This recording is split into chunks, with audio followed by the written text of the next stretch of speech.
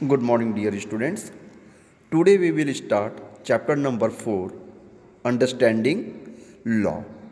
Okay, in this chapter we are going to read about the law that exists in our Indian society. हम इस chapter में पढ़ेंगे कि हमारे ancient society में किस प्रकार के लॉ थे और जब ब्रिटिश हमारे देश में शासन करने लगे तो उस प्रकार के समय कौन से लॉज बनाए गए थे और हमारे जो नेशनलिस्ट लीडर्स थे उन्होंने आगे चलकर किस प्रकार के लॉज कानून हमारे देश के लिए बनाए, हम उसकी स्टडीज़ में करेंगे।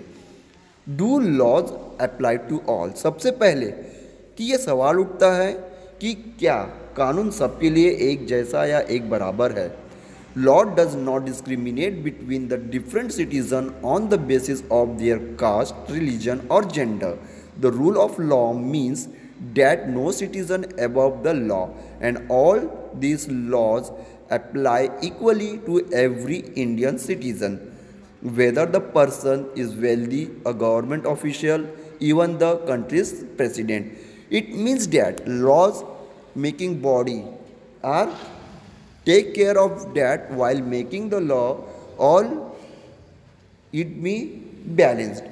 तो हमारे देश में जब कानून बनाया गया या लॉ बनाए जा रहे थे तो इस बात का पूरा ध्यान रखा गया था कि जो भी कानून बने वो सबके लिए बराबर हो, एक समान हो, अलग अलग भेदभाव वाला कानून ना रहे, चाहे वो गरीब तबके के लोग हो या वो वेल्दी पर्सन हो, चाहे वो गवर्नमेंट ऑफिसर हो या फिर वो प्रेसिडेंट ही क्यों ना हो हमारे भारत देश का।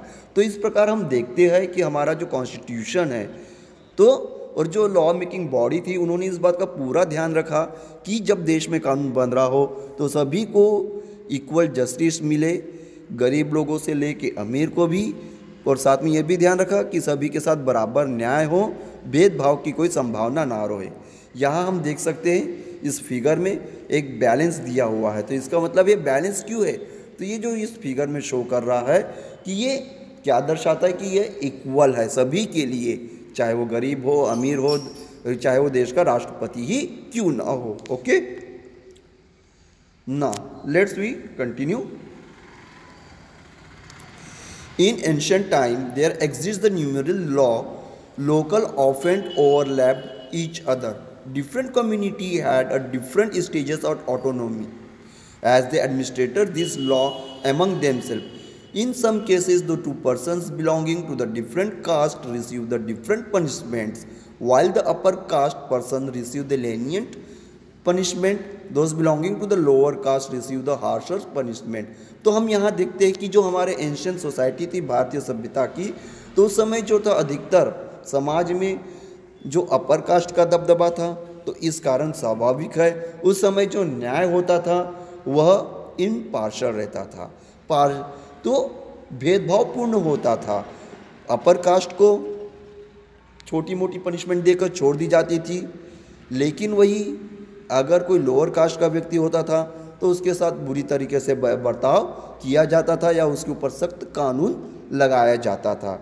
उसी प्रकार अगर कोई दो व्यक्ति अदर कास्ट के हो, एक अपर कास्ट का हो और एक लोअर कास्ट का, और दोनों ने सेम क्राइम किया है अर्थात एक जैसा ही अपराध किया हुआ है, तो इसके जो रिज़ल्ट होते थे, जो सजाएं होती थी, वो कास्ट को देखकर तय की जाती थी। अब स्वाभाविक है उस समय अपर कास्ट का दबदबा था हमारे भारतीय समाज में, तो उनके साथ हार्शली बिहेव नहीं किया जाता था, लेकिन बाकी जो लोअर कास्ट के पर्सन रहते थे उनके साथ उसी सेम क्राइम के लिए हार्शली या सीवर पनिशमेंट अलॉट किया जाता था।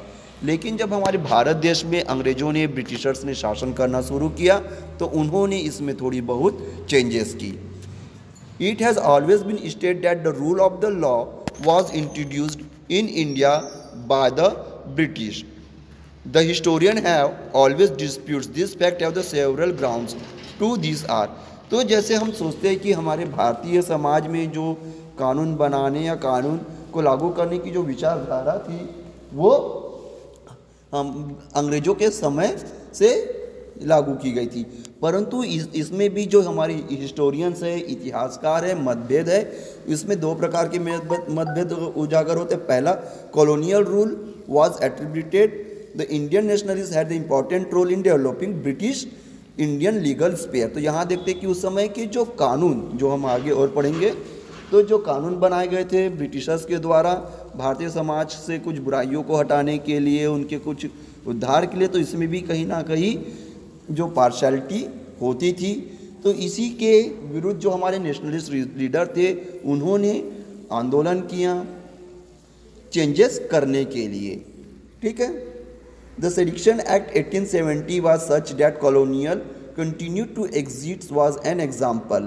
Attributed Britishers, any person who criticized the protest against the policy of the British could immediately get arrested without any trial.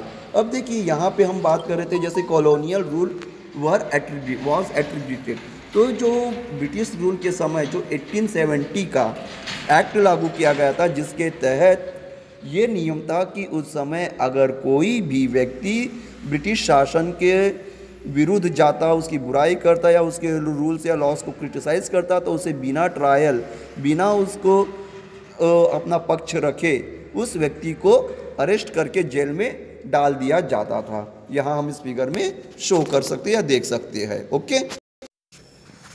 The Indian nationalists started opposing and criticizing the Britishers' attribute. They demanded equality and wanted to change the aim of a law from being some rules which was imposed upon the people to being an idea that promoted to aim of imparting. तो हम यहाँ देखते हैं कि उस समय, जैसे अब हम सेकंड पॉइंट करते हैं, the Indian nationalist had the important role. तो इसमें जो इस कानून 1870 का जो एक्ट था, जिसके तहत भी अगर कोई भी व्यक्ति अगर उस ब्रिटिश कानून का उल्लंघन करता या उसकी बुराई करता, तो उसे बिना ट्रायल के, अपना बिना पक्ष रखे उसे जेल में डाल दिया जाता था अरेस्ट करके। तो जो हमारे इंडियन लीडर्स थे उस समय, उन्होंने इस लॉ का या इस रूल का उन्होंने पुरजोर विरोध किया। क्यों?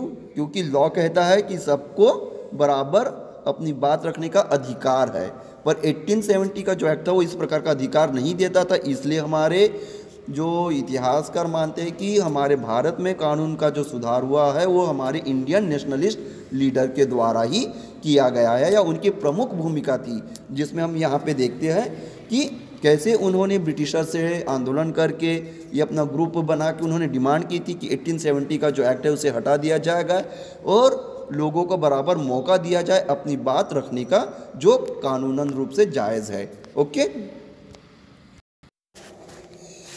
As the 19th century ended, the legal professions in India also being to emerge.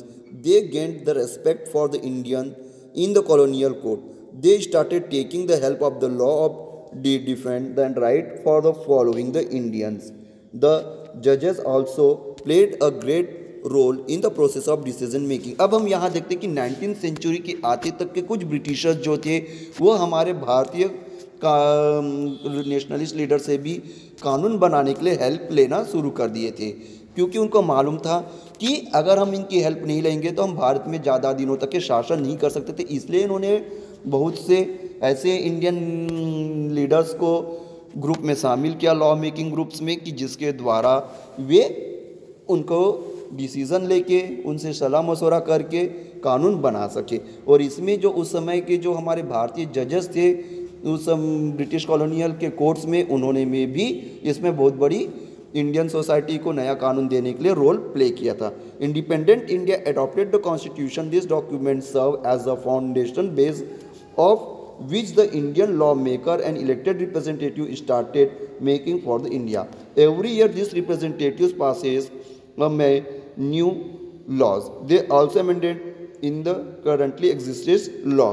तो इस प्रकार हम देखते हैं कि जो ब्रिटिश कॉलोनियल पीरियड से जो हमारे इंडियन लीडर्स थे जिन्होंने इंडिया के लिए एक नया लॉ बनाया था, इसी के आधार पे आगे फ्यूचर में बहुत से लॉ बनाए गए और हमारा जो इंडियन कॉन्स्टिट्यूशन था इसी प्रोसेस पे काम करता है कि वह सभी पार्टीज़ के मेंबर्स को लेकर एक लॉ बनाता है, उसे लोकसभा फिर राज्यसभा में पास करता है और उसके बाद प्रेसिडेंट के साइन के लिए भेजा जाता है और उसके बाद एक ये लॉ तैयार होता है।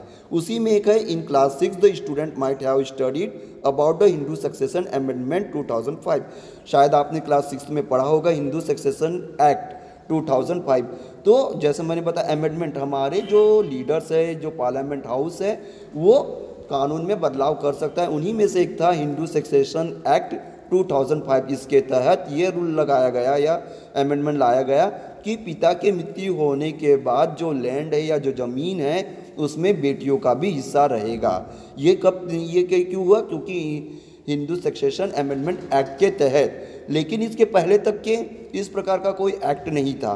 पिता की मृत्यु के उपरांत हो जाने के बाद बेटियों को कोई भी हिस्सा नहीं दिया जाता था संपत्ति में। तो अमेंडमेंट का मतलब वही होता है कि जो हमारे लीडर्स थे उन्होंने पुराने लॉ को चेंज किया और नया लॉ बनाया, जिसके तहत 2005 को कि पिता की मृत्यु होने पर बेटियों को भी उसके संपत्ति पे बराबर का अधिकार मिलेगा।